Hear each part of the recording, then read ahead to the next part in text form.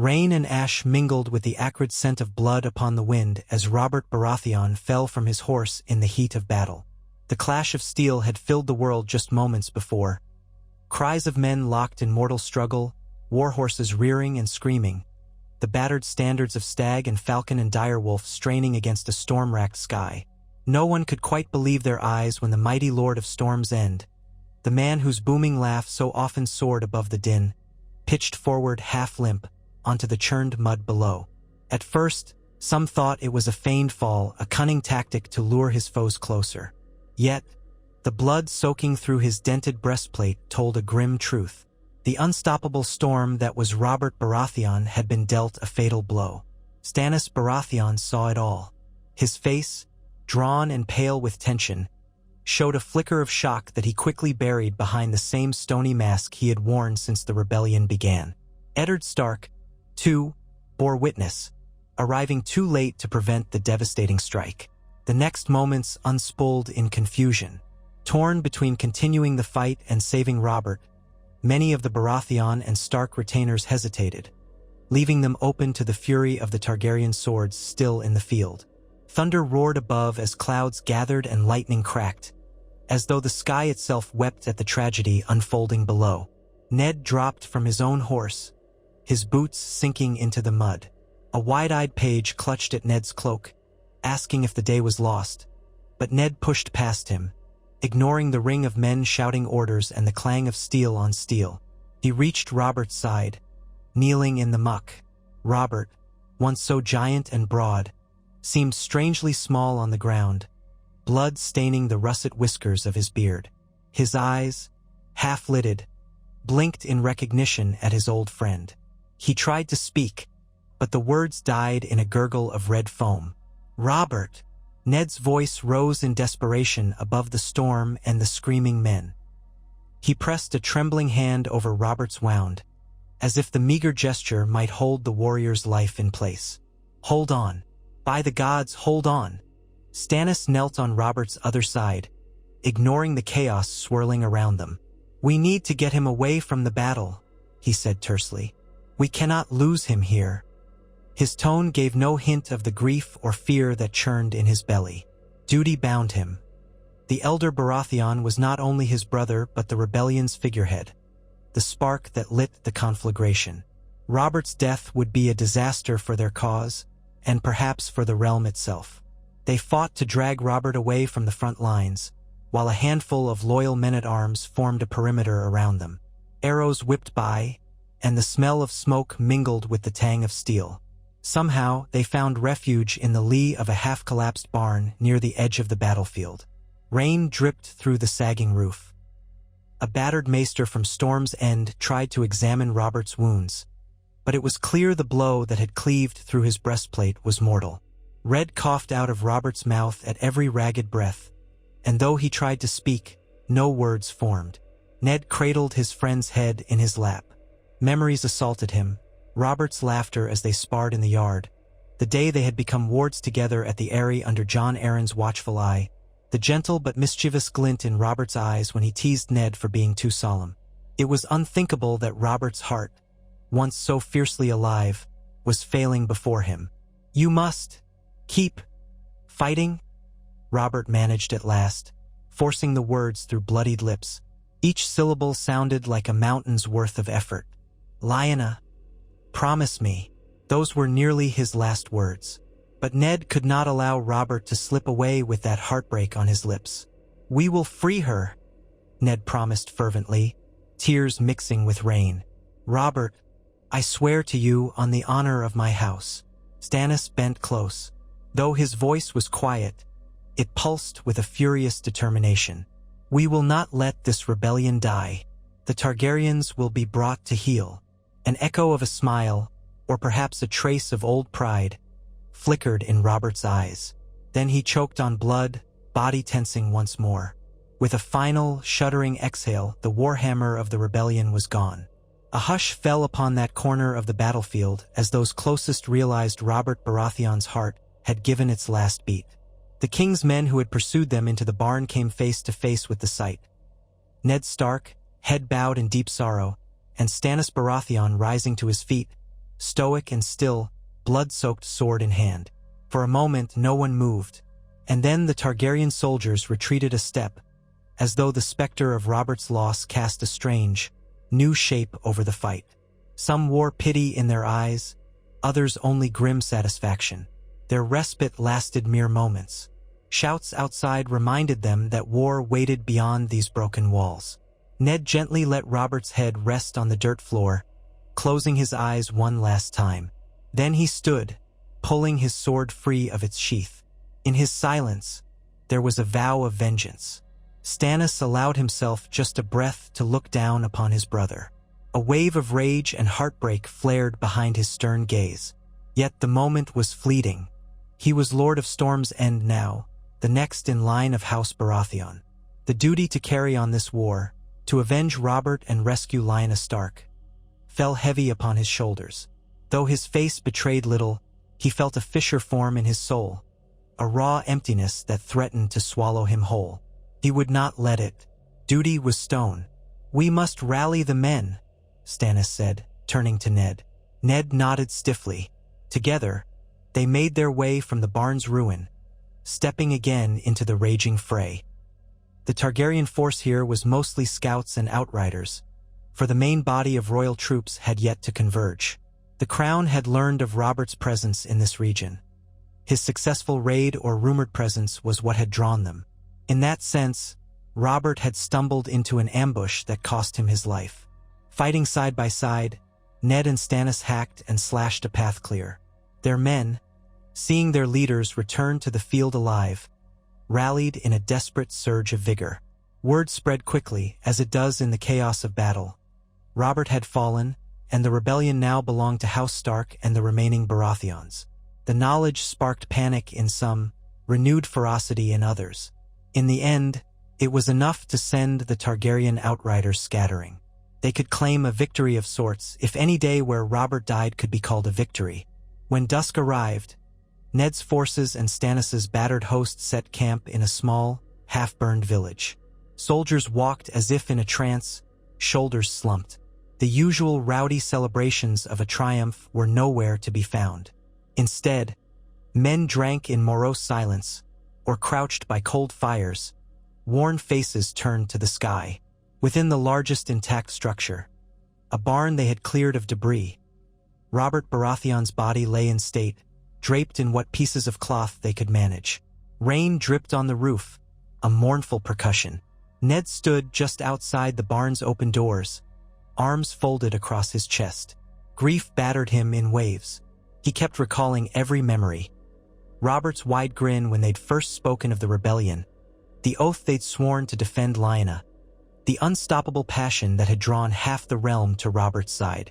Now it fell to Ned, a man who had never wanted the throne for himself or for anyone else, to finish what Robert had begun. And with him, Stannis Baratheon, who was far from beloved or well-known beyond his own house. The fate of the rebellion hung by a thread. Stannis emerged from the barn. 2 of his knights followed, carrying downcast faces. The men left the Lord of Storm's End alone with Ned near the doorway. Outside, the camp stirred with tension, as though uncertain which direction the future might take. "We ride for the Eyrie at first light," Stannis said softly, meeting Ned's gaze. "Jon Arryn must know of Robert's fate, and we need to reform the alliance. We cannot let the lords who followed my brother drift away." Ned nodded. "Jon will guide us. He's as committed as we are, but we must prepare for the worst. Some houses may see Robert's death as the end of our cause." Stannis's jaw tightened. "They will see it differently if we give them cause. A man might love Robert's charm, but they will respect our swords. If we show them we can still prevail." "Respect alone may not be enough," Ned replied. "But the realm must know. Lyanna is still a captive. Brandon and my father were murdered. The Targaryens remain a threat. We must make them see that we are not only fighting for Robert's vendetta, but for every family that refuses to bow to the tyranny of the Mad King." Stannis looked away. Lightning flickered in the far-off clouds. "We must also consider my younger brother, Renly," he said. "He remains at Storm's End with a skeleton garrison. The Tyrells have not yet turned cloak from the crown. If the Tyrells converge on Storm's End, Renly will be in grave danger. We can send riders to secure Storm's End, Ned suggested. But we can't weaken ourselves too much in the field. The Targaryens know now that Robert is gone. Aries won't waste time. He'll want our heads sooner rather than later. Stannis closed his eyes. Then we must act decisively. So began their uneasy partnership. Eddard Stark and Stannis Baratheon shared few similarities beyond their sense of duty and loyalty to Robert's memory. For the sake of the rebellion, both men put aside any reservations about working closely together. That night, ravens flew to Storm's End and Riverrun and the Eyrie, bearing tidings of Robert's death and a renewed call to arms. In the early dawn, the small host, mourning-laden, marched for the Vale. Robert's body rode in a cart at the center of the column, covered and flanked by 6 Baratheon knights who vowed not to let their lord's remains fall into enemy hands. Ned felt the weight of every trudging step, as if each mile carried them further away from the dream of Robert's living presence. Jon Arryn awaited them at the Eyrie, stoic but visibly shattered by the news. He had been the father figure to both Robert and Ned, and had watched them grow from boys into warriors. Now, to see Robert gone carved lines of anguish into his face. But he was resolute. The Vale had thrown in its lot with the rebellion, and Jon Arryn would not back down. He embraced Ned and clasped forearms with Stannis, who bowed his head in respect. If the realm is to be saved from Aries Targaryen, Jon Arryn told them in a hushed audience chamber at the Eyrie, we cannot falter. You have my full support. We shall rally the lords of the Vale. They followed Robert's banner out of love for him, but they must now understand that this cause is larger than any one man. Ned felt relief at Jon Arryn's words, though he could not quite banish the sorrow in his heart. Thank you, my lord. Your counsel and the support of the Vale are a beacon for us. Stannis stood a little apart, his posture stiff. Our greatest need is men, steel, and alliances. We must also confirm that the Tullus remain with us. Riverrun is at risk. And the Lannisters. Jon Arryn gave a grim nod. Tywin Lannister is still waiting. He has not declared for either side, or so we hear. He may be biding his time, deciding where profit lies. Tywin's choice could tilt the war. Ned set his jaw. He remembered how Tywin had once been Aerys' hand. He recalled the rumors of tension between the king and his former hand. We cannot count on Lannister loyalty, but we must see to it that Lord Tywin does not join the Targaryens in earnest. Stannis studied a map that was spread across a table. If the Lannisters remain neutral, we have to focus on the main royal host. Rhaegar Targaryen commands the crown's strongest army. We suspect he is still massing forces near the Crownlands. That leaves King Aries in the Red Keep, with loyal supporters in the city. The king might not dare leave the capital, but Rhaegar is a different matter. We have to be mindful of the king's last cruelty, Jon Arryn murmured. He burned Lord Rickard Stark alive. He could do the same to Lyanna if he feels threatened enough. He might hold her as a final bargaining chip or a means of revenge. A silent tension rose, and Ned felt a flicker of dread. Lyanna remained in the clutches of the Targaryens, likely in the Tower of Joy, or some unknown place guarded by Rhaegar's chosen knights. The memory of Robert's final plea tore at Ned. We rescue my sister, Ned said quietly, voice firm. Whatever it takes. Stannis nodded in rare solidarity. We will free her. Robert would want no less. Days turned into weeks as the rebellion's leadership tried to reorient itself. Though Robert's absence was keenly felt, Jon Arryn's authority in the Vale brought swift proclamations of continued loyalty from many lords who had once followed Robert. Ned sent word to Winterfell. The northern bannermen who had not yet joined them now prepared to march south under the Stark banner, galvanized by the brutal murder of Rickard and Brandon Stark. Stannis wrote urgently to Storm's End, urging Renly to tighten defenses. He even risked sending a small cadre of knights across the lands to help bolster the fortress, though it meant precious men removed from the field. Soon enough, news from the Tullus arrived, confirming their continued alliance. Hoster Tully promised troops to defend Riverrun and fight beside the rebels. Weddings had once bound them together, Catelyn Tully's betrothal to Brandon Stark, then Ned Stark when Brandon died, and Lisa Tully's marriage to Jon Arryn. Though the swirl of tragedies had complicated matters, the Tullys were no less committed. Still, uncertainty brewed among the minor lords who had once been drawn by Robert's personal charisma. Would Stannis share Robert's passion to overthrow the Targaryens? Would Ned, a Stark from the far north, be able to lead them to victory on southern battlefields? With each passing day, the rebellion had to prove that it was more than one man's vendetta. A fresh blow came in the form of rumor. Rhaegar Targaryen had returned to the field, no longer content to remain overshadowed by the king's madness. Rhaegar was rumored to be gathering men in the Crownlands, forging an army that might dwarf the rebels if they failed to act. The greatest fear was that Rhaegar, a skilled commander and a beloved figure among Targaryen loyalists, would break the rebellion's forces with a single overwhelming sweep. Stannis and Ned deliberated with Jon Arryn late into the nights, the flicker of candlelight dancing across their weary faces. They pored over maps, weighed intelligence from spies, and debated strategies. Stannis, practical and unyielding, favored a bold strike, draw out Rhaegar's main army and crush it before the king's own muster could reinforce him. Ned advocated for caution, reminding them that the realm's safety was paramount, and that Lyanna's life might be forfeit if they pushed the Targaryens into a corner. Jon Arryn saw merit in both arguments but urged them to remember the entire realm. The Targaryen madness must be ended, or else all their sacrifices would be in vain. Eventually, it was agreed that they must confront Rhaegar on the battlefield. If the rebellion was to have any chance, they needed a decisive victory that would rally the realm behind them. Otherwise, they risked a slow, inevitable strangulation by the crown's greater resources and the infiltration of houses that might bend to Aries out of fear. Thus, letters were sent, horns were sounded. The Vale, the North, and the Riverlands prepared to converge. Stannis, as newly confirmed Lord of Storm's End, pledged House Baratheon's full might once his lord's bannermen could gather.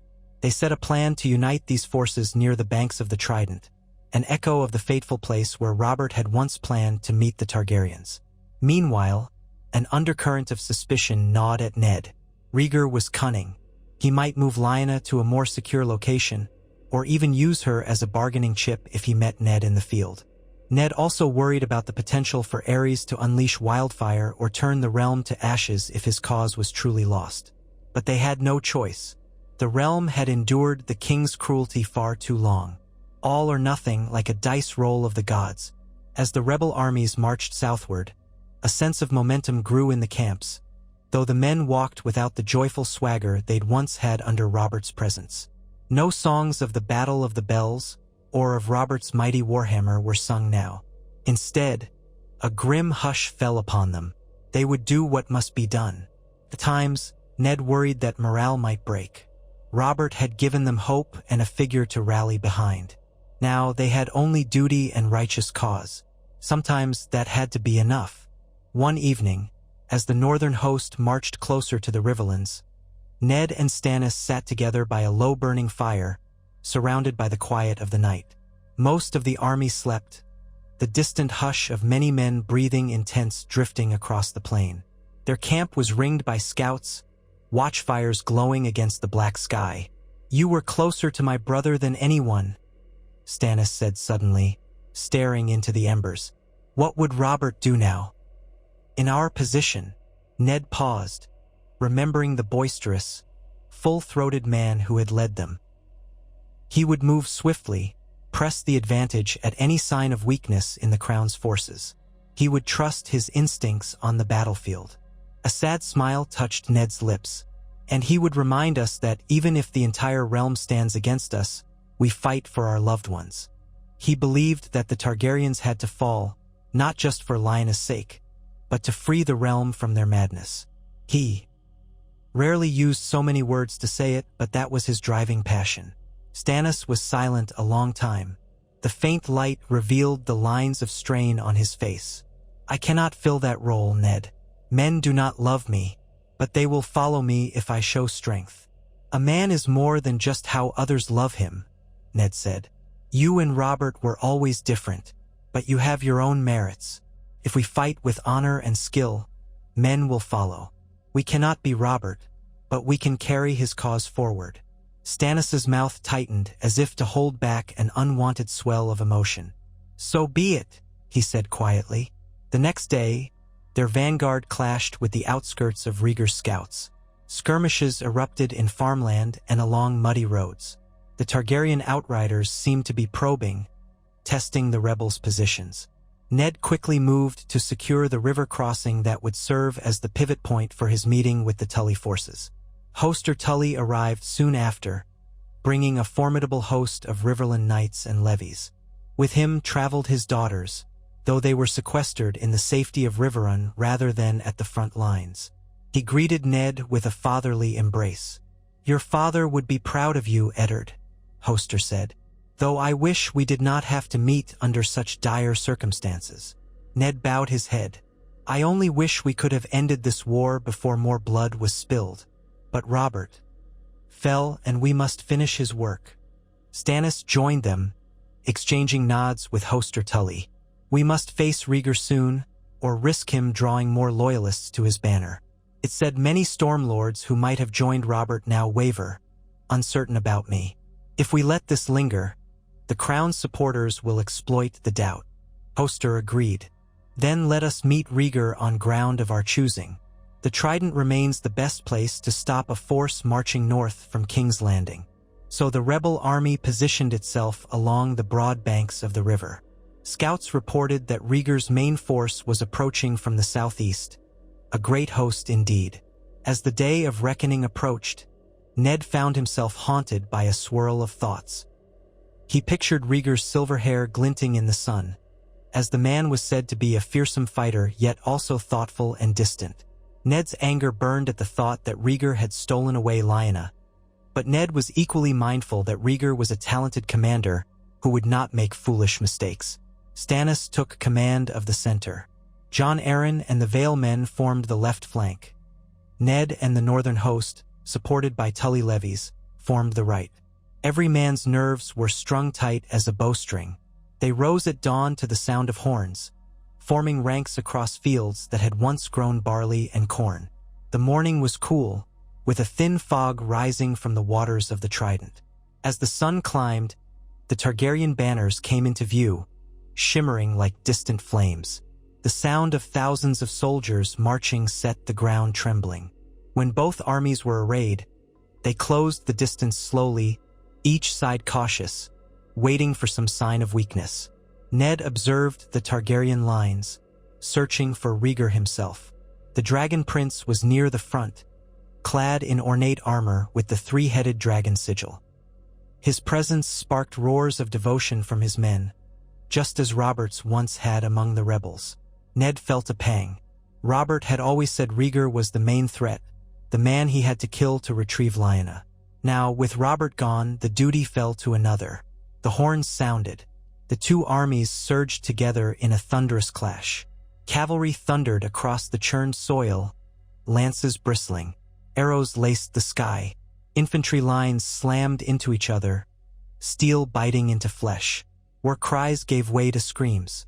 Ned led the northern men forward, wind whipping at his cloak. He tried to keep the formation steady. He glimpsed Stannis in the center, tall and grim, sword arm flashing. At first, it seemed the Targaryen left flank wavered under the onslaught from the Vale Knights. Jon Arryn's horsemen pressed hard, driving the Crown's foot soldiers back. But Rhaegar's presence in the center stiffened the Targaryen lines. He led from the front, sword glinting red with blood, rallying his men with a charismatic fervor that sent chills through Ned. Here was a foe worthy of Robert's respect, that was certain. The fighting raged for what felt like hours under the relentless sun. Mud spattered men's legs, mixing with gore. The swirl of banners drifted in and out of Ned's vision. Time lost all meaning. He cut through a Targaryen pikeman, parried a second's thrust, then found himself nearly unhorsed by a warhammer blow that glanced off his shield. The clang of metal reverberated through his bones. Ned's horse screamed and lurched, but he kept his seat. He saw men he knew, Umbermen, Karstarks, even a few from the neck, fall to the muddy ground, lifeless. Stannis pressed forward, attempting to reach Rhaegar, believing that if the prince fell, the Targaryen host might break. A wedge of Baratheon knights accompanied him, the stag banner snapping overhead. Where Robert would have roared a challenge, Stannis fought in grim silence. He hacked down a Targaryen captain, forced a path through a line of spearmen, advanced until Rhaegar was within sight. Rhaegar, astride a destrier as white as snow, saw Stannis's approach. In the swirl of carnage, the prince spurred his horse and cut toward the Baratheon lord. A ring of Targaryen loyalists fell in beside Rhaegar, forming a protective circle, while Stannis's wedge closed in from the opposite side. The two lines met in a savage collision of hooves, steel, and flesh. Ned glimpsed the ring of bright swords, the fierce blows exchanged. Then the press of men pushed him aside, fighting his own battles. Stannis faced Rhaegar. Their swords met in a shower of sparks. Each blow Stannis dealt was economical, precise, aimed to kill. Rhaegar responded with a fluid grace that belied his strength. At times, he pressed Stannis back. At others, Stannis's relentless hammering forced Rhaegar to yield ground. Knights from both sides interceded, swirling around them in a deadly dance. Stannis took a glancing wound across his side. Rhaegar's armor was dented by a well-placed strike from a Baratheon knight. Yet Rhaegar fought on, a sense of purpose shining in his violet eyes. He knocked aside a Baratheon knight's sword, ran the man through, then turned to clash again with Stannis. For a heartbeat, Stannis saw an intensity in Rhaegar's gaze, something akin to sorrow or regret. Whatever it was, it did not weaken Rhaegar's blade. Ned, carving his way through the melee, spotted the swirl of Targaryen sigils around Stannis. He urged his horse forward, determined to reach the center and lend aid. If Rhaegar slew Stannis, the rebellion would be undone. But a line of Targaryen infantry blocked Ned's path. He fought them side by side with loyal Northmen, inching closer. Then a terrible roar cut through the din. Ned looked over just in time to see Rhaegar land a savage blow on Stannis's sword arm. The Lord of Storm's end stumbled, sword flying from his grip, blood streaming down his armor. In that instant, Rhaegar reined his mount, lifting his sword high for the killing stroke. But Stannis, grim and quick even in dire straits, ducked beneath the blow and hurled a dagger from his belt. The small blade caught Rhaegar's steed in the flank. The horse reared, screaming and tossing Rhaegar from the saddle. Both men crashed onto the muddy ground. Soldiers parted around them, too caught in their own fights to intervene closely. Rhaegar scrambled to his feet, sword still in hand, but blood ran down his temple from the fall. Stannis, grappling with pain in his wounded arm, lurched for a fallen spear, using his good hand to thrust upward. The blow missed Rhaegar by a hair's breadth, the prince twisting aside. Stannis tried to rise, to keep fighting, but the battered lord faltered. In that fateful moment, Ned reached the circle of watchers. He swung his sword at a Targaryen man-at-arms who tried to block him, cutting the man down. Then he spurred his horse forward, vaulting off in a fluid motion. He landed near Stannis and interposed his own blade to block Rhaegar's next strike. Ned felt the jarring impact all the way to his shoulder. Rhaegar's eyes flicked to the newcomer, Eddard Stark. They exchanged no words, only blows. Ned's sword was swift, but Rhaegar's skill was formidable. Their steel rang in the thick air, muddy water splashing beneath their feet. The battlefield roared around them, but for a few terrifying moments, Ned heard only the thunder of his heartbeat. He recalled the tales Robert had told of Rhaegar's prowess. The prince's swordsmanship was elegant, refined, almost mesmerizing. Yet Ned had his own determination, fueled by love for Lyanna, by grief for Brandon and his father, and by the final plea of his fallen friend. He pressed the attack relentlessly. Rhaegar parried each stroke, but Ned saw the prince was tiring, slowed by the earlier fight with Stannis and the fall from his horse. A savage joy Ned had never known coursed through him. This was his chance to end it, to avenge the Starks, to ensure the realm was free from Targaryen cruelty. Rhaegar lunged, hoping to catch Ned off guard, but Ned shifted his weight and brought his sword around in a deadly arc. It bit deep into Rhaegar's shoulder, shearing through his armor with a sickening crunch. Rhaegar gasped, stumbling back, sword arm faltering. Blood soaked his once glittering breastplate. For a heartbeat, Ned locked eyes with the prince. He saw a glimmer of regret, even pity. Then Ned pressed forward, delivering the final strike. His blade pierced Rhaegar's chest, punching through steel and bone. The prince dropped his sword, sagging to his knees. No words escaped his lips. In that hush of an instant, Ned felt as though the world froze. Rhaegar Targaryen, the silver-haired prince who had upended the realm, collapsed at Eddard Stark's feet. A swirl of battered men parted around them, and Ned's breath caught. Rhaegar toppled, face pale, blood streaming down. The Targaryen lines around him wavered, knights reeling at the sight of their fallen prince. An outcry rose, a collective moan that seemed to shake the battlefield. Dozens of Targaryen bannermen, seeing Rhaegar's death, broke ranks, fear and despair unraveling their courage. Others fought on in fury, but the backbone of the Targaryen host had been shattered. Ned stood, sword in hand, chest heaving. Another blow might have been needed, but Rhaegar's wide eyes stared at nothing. It was done. In that moment, Ned felt no triumph, only a numbness that seeped into his bones. Behind him, Stannis Baratheon clutched his bleeding arm, half collapsed in the mud. Ned reached to help him stand, and they stared down at Rhaegar's body. The roar of the battlefield took shape again. The rebel horns sounded, and the Targaryen army retreated in disarray or surrendered in pockets. Some stalwart royalists kept fighting desperately, but without Rhaegar's leadership, they were soon overwhelmed. The rebel victory was total. On that day, the waters of the Trident ran red, the mud churned with bodies, and the legacy of Robert Baratheon was upheld by Ned Stark and Stannis Baratheon. When the fighting quieted and the living regrouped, Ned sank to his knees. He was weary to the marrow, and sorrow pressed upon him. The men around him cheered, some for Ned, some for House Stark, some for House Baratheon, some simply in relief that they still drew breath.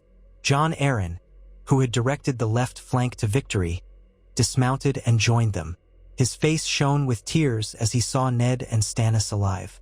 He offered Ned a hand, pulling him upright. "Our victory is certain now," Jon Arryn said, in a voice thick with emotion.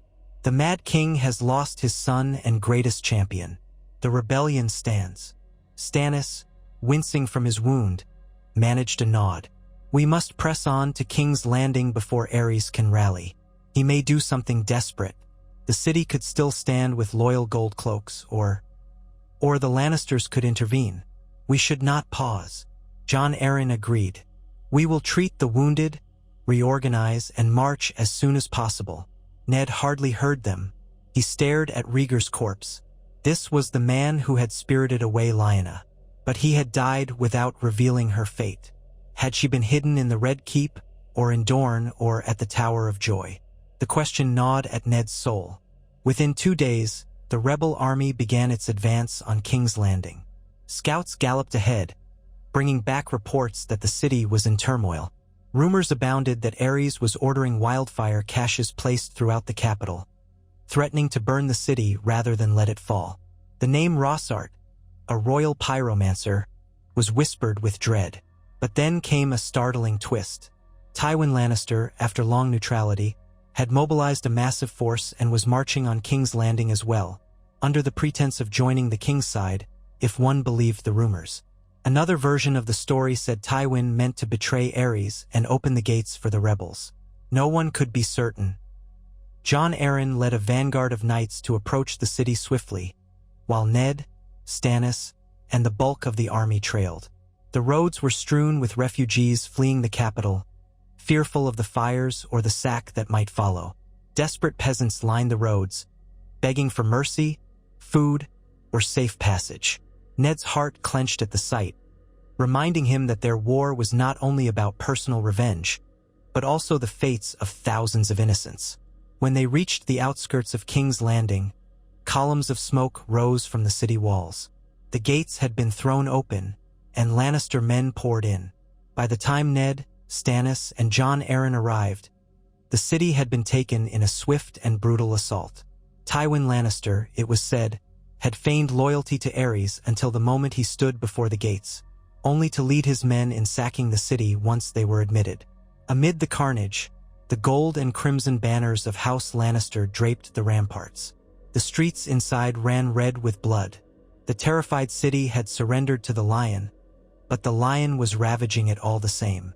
Reports came that the royal family had tried to hide in the Red Keep, but Aries had been slain, apparently by Jaime Lannister, the Kingsguard son of Tywin. And even more horrific tales spread of the deaths of Rhaegar's wife, Elia Martell, and their children, killed by Lannister men in a show of fealty to the rebellion, or to whomever now claimed the throne. Ned had always known war brought horrors, but the scale of brutality sickened him. He led a detachment of men into the city, trying to re-establish order, but found the gold cloaks too disorganized or too afraid to intervene. Tywin's soldiers roamed the streets, looting and murdering at will. Bodies of men, women, and children lined the cobblestones. Houses burned. The stench of death choked the air.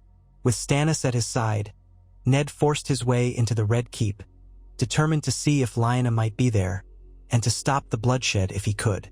What he found was the warped aftermath of madness. The charred remains of Aerys Targaryen in the throne room, half slumped over the Iron Throne. Jaime Lannister sat at the base of the throne steps, face pale as a ghost, golden sword in hand, the king's blood drying on his armor. Tywin himself was nowhere to be seen, presumably securing the keep or allowing his men to continue their violent conquest. Jaime glanced up at Ned's approach. A flicker of guilt or defiance crossed his face. "He was going to burn them all," Jaime said softly, as though reciting a dream. "Wildfire." He gave the order. He broke off. Ned's revulsion swelled. He had no love for the Mad King, but the sight of a Kingsguard, sworn to protect the royal family, slaying his own liege in cold blood was a monstrous symbol of just how broken the realm was. Ned wrestled with conflicting emotions. Aerys was dead, no more burned lords, no more terror. Yet the manner of it, and the wave of atrocities Tywin's men had unleashed, cast a grim pall on the rebellion's final triumph. Stannis, wincing from his bound arm, walked stiffly up the throne dais. He looked down at the king's blackened corpse, then turned away, disgust etched on his face. "We have to secure the city," he said, voice hoarse. This is not victory. This is butchery." A rage built within Ned as they learned of the slaughter of Rhaegar's innocent children, little Rhaenys and Aegon, as well as Princess Elia. Tywin Lannister had orchestrated it, or at least permitted it, to curry favor with whoever next took the throne. Ned, remembering the heartbreak that had led them here, felt a bitter taste in his mouth. He had wanted the Targaryen menace ended, but not this. Not the murder of babes. The realm would be haunted by the memory of it. Jon Arryn arrived, his face ashen from what he had witnessed in the city. "Lord Stark, Lord Baratheon," he said softly, "we must put an end to this sacking. Tywin claims he acted in the rebellion's name, but we did not order this. We must show the realm we stand for justice, not the slaughter of children." Ned looked to Stannis, uncertain. In truth, with the Targaryens toppled and Robert dead, who stood at the helm? Who had the authority to proclaim the new king? By rights, House Baratheon had a claim through Targaryen ancestry in distant lines, and Robert had openly sought the throne during the rebellion. Now, that mantle might pass to Stannis, though the realm hardly knew him. Yet, with Tywin Lannister's presence and the city in chaos, the political situation was precarious. Stannis, stony-faced, drew a breath. "We'll restore order," he said. "These outrages must stop. As for the throne, I have no desire for a city in flames, but House Baratheon fought for this moment. Robert was the rightful claimant. In his stead I stand. Yet I will heed the counsel of our allies. I am not a usurper if the realm consents." Jon Arryn placed a hand on Stannis's uninjured shoulder. "Many will support you. You are Robert's heir, the rightful lord of Storm's End. The Targaryens are finished. The realm must have a new king, Ned, silent, stared at the Iron Throne, a twisted mass of swords fused by dragonfire. A memory of Robert crowing about how he would sit there once the war was won flitted through Ned's mind. Now Robert was gone, and no one else seemed quite fit to claim the seat. But the realm needed a ruler. "I'll not contest your claim," Ned said at last to Stannis. "Robert's fight was to break the Targaryen hold. That fight is over. For the sake of the realm's peace, we must accept a new king." Stannis's eyes hardened with a sense of duty. "I will do what must be done. My first act will be to ensure that no more innocent blood is shed. Tywin Lannister's men must be contained. Justice must be served." So it was that, in the days that followed, Stannis Baratheon assumed the position of king in all but name, pending a formal coronation. Jon Arryn labored tirelessly to calm the lords of the realm, to reassure them that Stannis would not be a second coming of the Mad King. Ned led bands of loyal troops through the city, driving out Lannister raiders, punishing looters, trying to restore some semblance of security. The small folk watched with empty eyes, uncertain if this new regime would be any better than the last. Tywin Lannister presented himself to Stannis in the throne room, making a great show of bending the knee, offering the severed heads of Rhaegar's children as gifts. Ned had never felt such revulsion. Stannis's face was a mask, revealing little, but Ned saw the tension in the set of his jaw. The new king commanded Tywin to cease all violence in the city and demanded hostages to ensure the Lannisters' good behavior. Tywin, placid and polite, agreed, though it was clear he believed he had done Stannis a favor by eliminating the last Targaryen heirs. Stannis accepted the hostages, but behind closed doors, his anger boiled over. He berated Tywin for such cruelty and made it known that no royal pardon would be forthcoming without an oath of fealty and reparations to the families harmed by the sacking. Tywin, cunning as ever, offered gold to pay for damages and to secure his men's place in the new order. The Game of Thrones had begun in earnest, and Stannis was thrust onto its stage with none of Robert's affability or ease. In the midst of this, Ned could not forget Lyanna. Where was she? Had she died? Or was she hidden somewhere beyond the capital? Desperate for answers, Ned questioned any Targaryen loyalists they could find, rummaged through the Red Keep's records, and even tried to speak with captured members of the Kingsguard. Many knew nothing or refused to speak. Eventually, word reached Ned that 3 of Rhaegar's most trusted knights, Ser Arthur Dayne, Ser Oswell Went, and Lord Commander Gerald Hightower, had left the capital months ago, presumably guarding something of great value in the Dornish marches. Ned wasted no time. While Stannis solidified his grip on King's Landing, Ned took a small company of loyal men, Howland Reed among them, and rode south in pursuit of the rumor. Though the rebellion was effectively won, Ned's personal battle continued. Stannis gave him leave, even encouraging him to go, for the fate of Lyanna was a bond that tied the Starks to House Baratheon's new regime. "Return quickly," Stannis said, somewhat stiffly. "The realm will need you, Lord Stark." Ned traveled with quiet haste, heading toward the Red Mountains of Dorne. On the way, he learned that Prince Doran Martell had retreated to Sunspear, outraged at the murder of Elia and her children, but uncertain how to proceed with half the realm in chaos. Ned avoided the main roads, guided by scraps of knowledge gleaned from maids and small folk along the way. At last, he found a solitary tower in the Dornish wasteland. The Tower of Joy, they called it. There, 3 white-cloaked knights awaited. Ned approached in the dawn light, his men fanning out behind him. Ser Arthur Dayne, the Sword of the Morning, greeted Ned with sorrow in his eyes. "Lord Stark," he said, drawing Dawn, his fabled sword, "we have been waiting for you." Ned's stomach twisted. He knew these men, Kingsguard knights, sworn to protect the royal family. But Rhaegar was dead, and the war all but over. What remained within these tower walls? "We do not wish to fight," Ned tried, though he could feel the tension singing through the air. "If my sister is here, yield her to me." Ser Arthur shook his head. "It was Prince Rhaegar's wish that we remain. Our vows do not end because the realm has turned upside down." There was no avoiding bloodshed. The knights of the Kingsguard stood unyielding, apparently ready to die in defense of their secret. and so the battle was met, brief, desperate, and deadly. In the end, Ned lost several good men, including some dear companions, but emerged victorious alongside Howland Reed's timely intervention.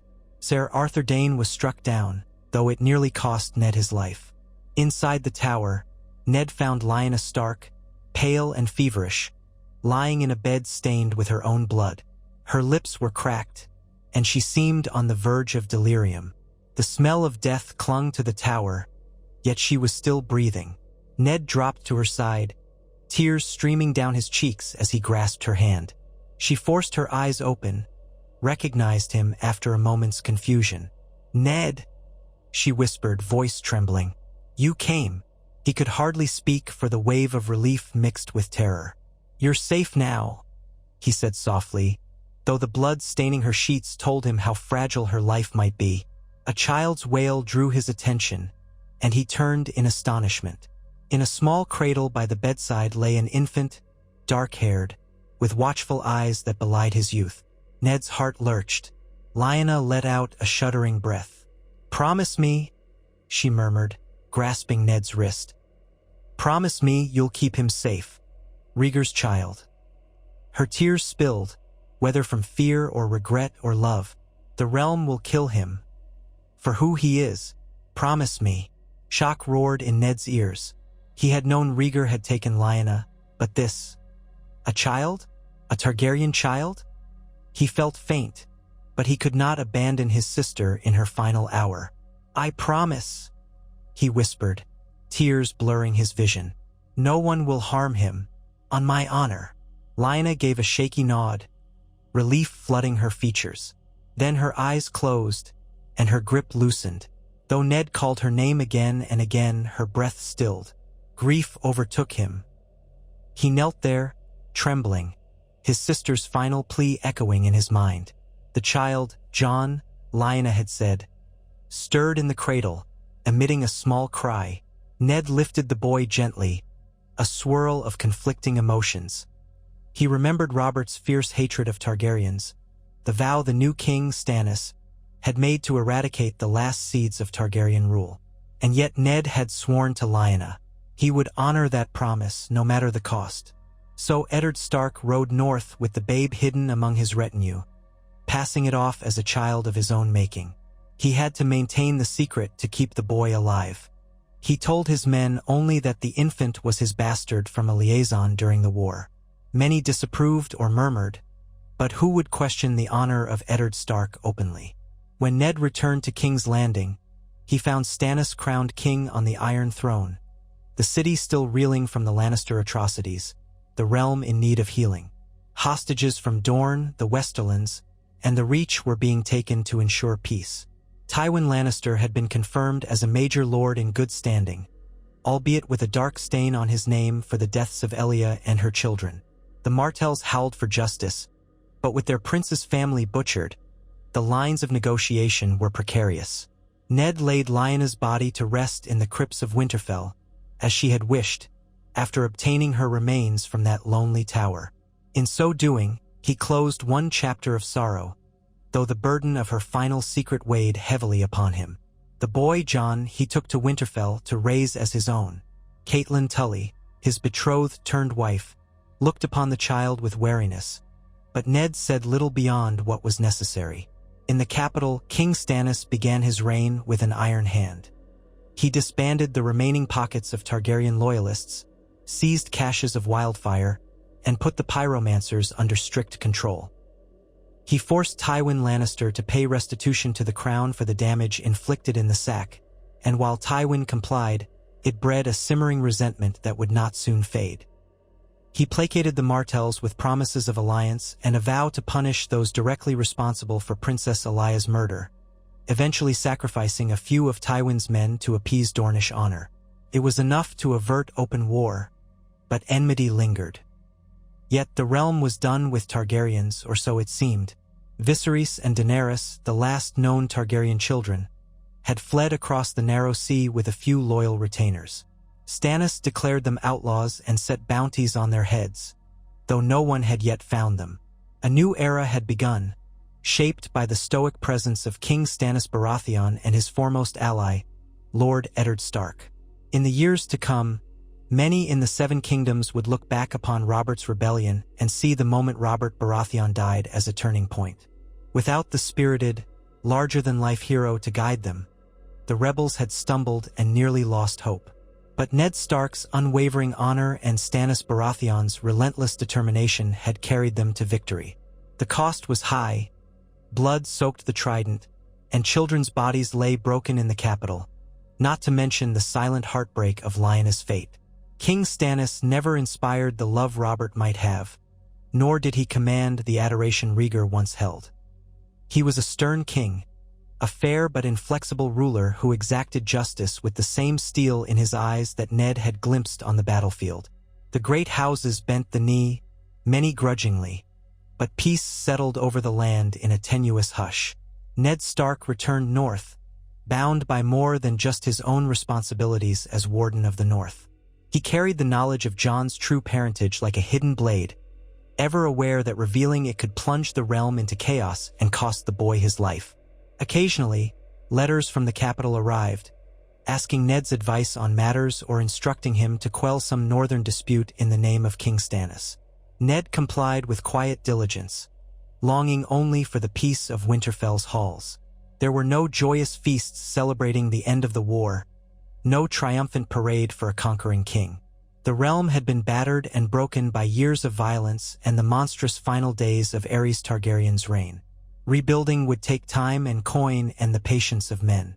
And always the memory of Robert, so full of life, hung over Ned, a ghost of what might have been had the warhammer of the rebellion survived to see the Targaryens cast down. Yet, in the darkest hours of memory, Ned found comfort in the knowledge that he had honored Robert's vow to protect Lyanna, albeit in a partial, tragic way. He had ended the Targaryen regime, at least in Westeros, and saved Lyanna's child from certain death. No one but Howland Reed and Ned himself truly understood the entire truth, and both took that secret to heart. If Robert had lived, would he have shown the boy mercy? Perhaps not. If Stannis discovered the truth, he might be obligated by his own rigid sense of justice to eliminate a rival Targaryen claim. Ned prayed he would never have to find out. Over time, songs were written of the rebellion's final battle at the Trident, how Lord Eddard Stark struck down Prince Rhaegar, avenging so many wrongs. Bards told of Stannis Baratheon's ascension to the throne, though few sang with the same reverence they once offered Robert's memory. Some smaller folk whispered that the gods had taken Robert early because he was too grand, too wild a flame for the realm. Others said the Targaryens had cursed the stag line and that the realm would never know true peace. But days turned to months, months to years. Under King Stannis's harsh but relatively just rule, stability returned to the Seven Kingdoms. The lords who once followed Robert learned to accept Stannis's ways or face his wrath. The small folk fared somewhat better with a king who insisted on law and order above all else. Taxes were enforced, corruption punished. There were no grand, raucous tournaments funded by the crown, no lavish displays of excess. It was a new kind of rule, one that commanded respect rather than love. Jon Arryn served as Hand of the King for many years, guiding Stannis with wise counsel, bridging the gap between the king's unyielding will and the realm's need for a gentle hand. Eddard Stark remained in the north for the most part, only traveling south when urgent matters required his presence. Each time he knelt before the Iron Throne to greet King Stannis, a flicker of old memory passed between them. The day Ned had found Stannis kneeling over Robert's body in that barn, the oath they had made to see the Targaryens undone. Though they were not warm friends, they were bound by an unspoken respect forged in blood. Of course, the realm remained uneasy. The Martells simmered in hatred, never forgetting Elaya's fate. The Tyrells resented that the king on the Iron Throne came from the Stormlands, overshadowing their ambitions. The Ironborn grew restless again under House Greyjoy, always testing the realm's defenses. And somewhere across the narrow sea, remnants of House Targaryen endured, dreaming of restoration. Yet for a time, the scars of war held the kingdom in a cold equilibrium. Stannis had no tolerance for rebellion. He commanded the royal fleet with a skill none could match, and at his side served able men, though none with Robert's flair. The lords who might have defied him recalled the mud and blood of the Trident, how the last Targaryen prince had fallen to stark steel. They bided their time. For Ned, fatherhood and lordship became his solace. He raised Robb, Sansa, Arya, Bran, and Rickon in Winterfell, alongside the bastard boy Jon Snow, never letting slip the secret that could topple kingdoms. Each year on the anniversary of Robert's death, Ned would go to the Godswood, stand beneath the weirwood, and remember the friend who had once been like a brother. He recalled the thunder of Robert's laugh, his unstoppable pride, how the realm had rallied around him. The rebellion had begun as Robert's war, yet ended as something altogether different. A solemn quest for survival, forged by the quiet determination of men like Ned and Stannis. Sometimes Ned dreamed of another world, where Robert had survived the war, crowned with all the adoration he had garnered, and married Lyanna as he'd always planned. But that world was gone. Instead, they had King Stannis, the man who had taken the throne not through love, but through right and conquest. His sigil, the crowned stag, remained a painful reminder of the brother lost. Stannis changed it subtly at times to incorporate a flaming heart, some new influence from the Far East, red priests, or rumors of prophecy. But the realm mostly ignored that so long as the king's laws held firm. And that was how Westeros moved forward after Robert died mid-rebellion, leaving Ned Stark and Stannis Baratheon to finish the fight. A victory was won, but at a price so dear it weighed upon all who survived. Robert's memory lingered in every tavern tale, in every battered shield bearing the crowned stag, in the hearts of men who once found inspiration in his laughter and warhammer. Lyanna's ghost lingered too, a sorrowful presence in the crypts of Winterfell, in the hidden heritage of a child who might one day realize the blood of dragons ran in his veins. The realm was saved from the Mad King's wildfire, but not from the shadows of suspicion and the seeds of vengeance. In quiet corners of Dorne, men plotted revenge for Elia and her children. Across the sea, the exiled Targaryens nursed claims. In the Westerlands, Tywin Lannister waited for an opportunity to elevate his house further. The Game of Thrones never truly ended. But in that moment of respite, the kingdoms breathed easier, freed at last from the terror of Aries too. Eddard Stark, the quiet hero, found no glory in the victory. Stannis Baratheon, the grim king, found no joy in the crown. The knights were often restless, haunted by the same question. Would the realm have been better under Robert's laughter? None could say. What they knew was that war had shaped them all, forging them in blood and iron, leaving them to pick up the shards of a broken land and piece together a fragile peace. So the Seven Kingdoms stood, precarious and scarred, as King Stannis Baratheon governed with a strict sense of justice, as Lord Eddard Stark watched from afar, guarding his secrets and the north. And in the memories of countless men, Robert Baratheon lived on, not as the man he might have become, but as the fallen hero of a war whose echoes would be felt for generations.